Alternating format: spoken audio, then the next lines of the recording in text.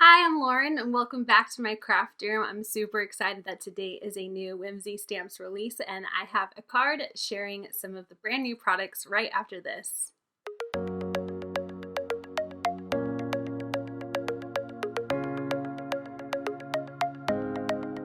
So I have created a Slimline card using a couple of the new products. One is this fun Dainty Daisy background. It's actually a giant rubber stamp and it makes this beautiful background. And I also used the new Doodle frame set and it made these fun little sentiment doodles and it has its own matching die. So I'm super excited to share with you how I made this card.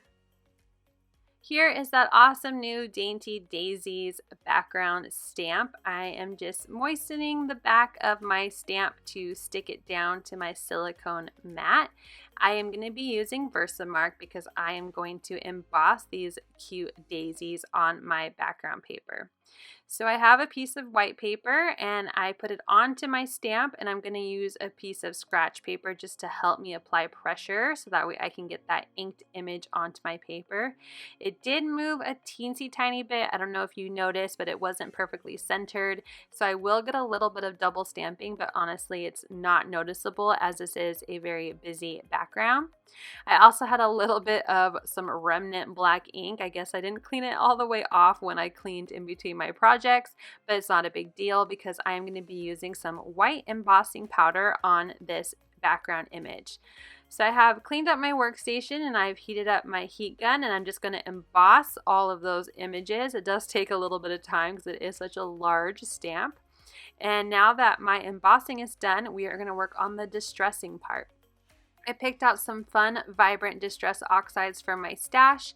I had them there if you want to go back and pause to write it down, or you can also check out the description box where I list all of my supplies, including these 6 vibrant distress oxide ink colors. So I'm going to start with yellow as it is my lightest color. I don't want to cross-contaminate too much when I'm distressing. So I am starting with my yellow kind of in the middle, but a little to the right because I do have 6 colors. And then I'm going to move on to my orange, and I'm going to blend that onto my paper as well as into some of the yellow. I'm trying to create a nice blend between all my colors. And then finally on this side, I'm going to bring in my red. I went ahead and grabbed just that coffee filter I was using for my embossing just to kind of help keep myself from getting fingerprints everywhere. This is a Bristol smooth cardstock and it is very sleek, and I will get fingerprints everywhere if I'm not careful. So before I start my green, I'm going to go ahead and clean my little mat off, and then I'm going to work the other way. So now my lightest color is green, so I'm going to start with that, put it onto my paper in that middle, and then blend it also into the yellow. Again, I'm trying to create a seamless kind of look between all of my colors. I'm going to work now with blue, putting the color down and blending it in, creating a pretty teal in between that green and blue, and then making sure I leave some space for my final color, which is purple. And I'm going to go ahead and finish up coloring that. Now before I move on to the next step, what I should have done is clean my little make art station again, but I didn't. It's not a big deal, but I'm going to be taking off some of the color from my background, right, because I'm using a Distress Emboss Resist technique. So I am going to be picking up any of that color that is on my embossed images. And I accidentally get a little bit of green into my red on the corner, but it's not a big deal because I will die cut this out. So I definitely recommend making sure that you clean off your workstation because you might accidentally mix colors into other colors that you don't want to be. So I have a weird little brown daisy in the corner there, but again, no big deal. It's going to get die cut off. So I am moving to different pieces of my paper towel here to remove the ink from my embossed daisies, again because I don't want to cross-contaminate colors and create another muddy brown daisy. So once I have picked up that color, I'm going to use my distress sprayer and add some nice big sprays of water. I wanted to make sure I had a good mix of large droplets and small. I'm using a paper towel just to pick that up to help speed up the process. And then I also have my metallic watercolors. I thought using this kind of white shimmery color would be really pretty on such a vibrant, colorful background. So I sprayed some water onto my watercolor and just used a brush from my paintbrush collection, nothing special about it, and picked up some of that paint and splattered it onto my background. So while that's drying, we're going to work on stamping these fun little frames from the brand new stamp set called Doodle frames. It's a huge stamp set with lots of different frame stamps, and then they have corresponding dies, which is really awesome. So I've stamped out this fun little curvy polka dotted frame and some VersaMark ink again, but this time I did it on some black cardstock, and I'm using that white embossing powder. Once I have all three stamped and powder on the images, I'm going to use my heat gun to go ahead and melt that embossing powder down. And before I cut them out, I wanted to use some of the fun sentiments from that set. So my first sentiment here says smile, and then I'm going to switch it out and use fun. And then my last one is wish. I thought this would be fun, like for a birthday card.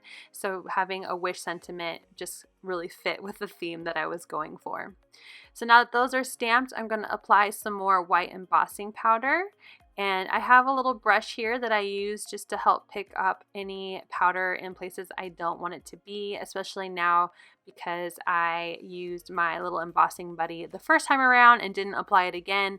I had a couple spots where there was too much embossing powder, so I just use that little tiny paintbrush to help kind of just pick up and brush away any excess powder.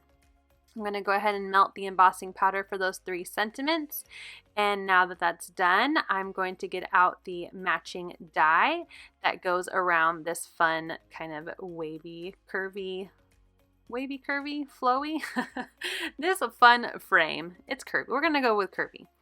And now that all three of those are cut out, I'm going to bring back out my embossed background, and it's all dry, and I'm going to use this fancy frame die to die cut it out. I'm making sure that I have an even amount of kind of red and purple on both sides, and I also wanted to get rid of that wonky brown daisy. I have a piece of black smooth cardstock that I use some strong adhesive on, and I'm gluing that to the front of my Slimline card base. My card base folded measures 8.5 by 3.5. Now I wanted to pop up my background, so I am using some super wide foam tape from scrapbook.com. I'm just going to trim it down and have it fit behind my stamped image here. And I'm going to add a bunch of pieces and make sure I have good coverage and good adhesion for my whole background. I pulled off that release paper and I'm going to lay it down onto my background, and I'm just going to use that scrap piece of paper to make sure it is nice and glued down without getting color anywhere. I wanted to start applying my little sentiment wavy, curvy die cut frames here. So I'm also going to pop those up. So I'm going to use some more of that foam tape. I'm going to start with my middle one, and then I went ahead off camera and put on the wish and fun as well, trying to make sure they looked as even as possible on the card, but I really just kind of eyeballed it. And no card is complete without some shine, so I'm bringing out my favorite sparkle blends, Clearly in Love, and just went ahead and used my jewel picker and wet glue to glue some around my card. I absolutely love how it turned out. I love the rainbow on the black cardstock, and I hope you enjoyed this card as well.